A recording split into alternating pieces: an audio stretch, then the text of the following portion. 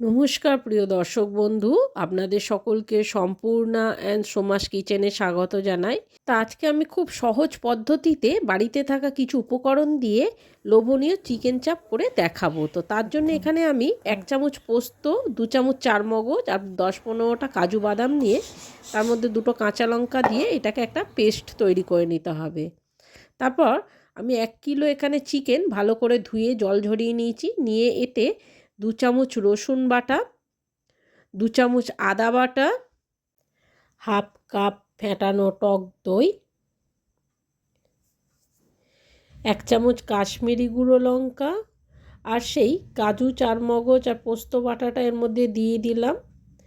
পুরোটাই এর মধ্যে দিয়ে 2 চামচ রিফাইন্ড অয়েল, 1 চামচ ছোলার ছাতু, কারোর কাছে যদি ছাতু না থাকে বেসন সামান্য একটু ভেজে দিয়ে দিলেই হবে, 1 চামচ কেওড়া ওয়াটার, 1 চামচ রোজ ওয়াটার বা গোলাপ জল আর 2-3 ফোঁটার মতো মিঠা আতর দিয়ে এবার চিকেনটাকে ভালো করে এই উপকরণগুলোর সঙ্গে মেখে নিতে হবে। ভালো করে মাংসটাকে সমস্ত উপকরণের সঙ্গে মাখা হয়ে গেলে তখন এখানে 1 চামচ নুন আর বিরিয়ানির গুঁড়ো গরম মশলা 1 চামচ দিয়ে মাংসটাকে আরও ভালোভাবে মেখে নিতে হবে। মাংসটা এবারে ভালো করে মাখা হয়ে গেলে আপাতত 4-5 ঘন্টা এটাকে ফ্রিজের মধ্যে আমাদের ম্যারিনেট করে রাখতে হবে। 4-5 ঘন্টা পর মাংসটা ফ্রিজ থেকে বার করে নর্মাল টেম্পারেচারে এনে রেখে দিয়েছি। দিয়ে এবার গ্যাসের মধ্যে একটা কড়াই বসিয়ে তাতে কিছুটা সাদা তেল দিয়ে এবার 1 চামচ ঘি দিয়ে দিলাম। দিয়ে সেই ম্যারিনেট করা মাংসগুলোকে এবার এক এক করে আমি এই তেলের মধ্যে সাজিয়ে দিলাম। মাংসগুলো যখন সমস্ত কড়ার মধ্যে ছাড়া হয়ে যাবে তখন গ্যাসটা হাই ফ্লেমে দিয়ে আমাকে 2-3 মিনিটের মতো মাংসগুলোকে একটু ভালো করে ভেজে নিতে হবে। 2-3 মিনিট খুব ভালোভাবে নাড়াচাড়া করে মাংসটা আমাদের ভালো করে ভাজতে হবে। 2-3 মিনিট নাড়াচাড়া করার পর যখনই দেখবেন মাংসর কালারটা একটু চেঞ্জ হয়ে গেছে তখনই এখানে সেই মাংসের বাকি যে মশলাটুকু বাটির মধ্যে ছিল সেই মশলাটুকু আমরা এতে পুরোটা দিয়ে দিলাম। দিয়ে আবার মাংসের সঙ্গে এই মশলাটাকে আমাকে ভালো করে কষাতে হবে। 4-5 মিনিট ভালো করে মাংসের সঙ্গে মশলাটা কষানো হয়ে গেলে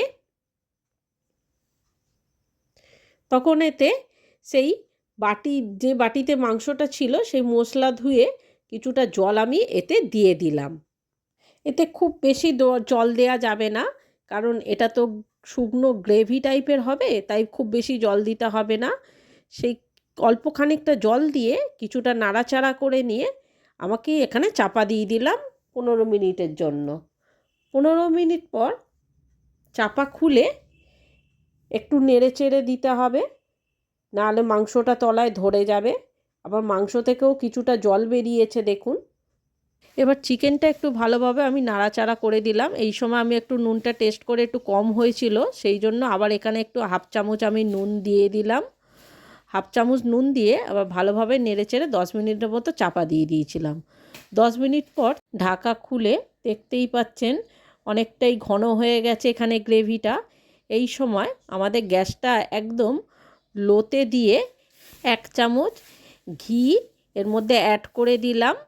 এবারে আমি 1 চামচ আরও এর মধ্যে গরম মশলা ছড়িয়ে দিয়ে এবার ভালোভাবে চিকেনটাকে আমাদের এর মশলাগুলোর সাথে মিশিয়ে নিতে হবে। ভালো করে এইগুলো চিকেনের সঙ্গে মিশিয়ে নিয়ে এই সময় গ্যাসটা আমাদের অফ করে দিতে হবে। দিয়ে 5 মিনিট এটাকে আমরা রেস্টে রেখে দেব।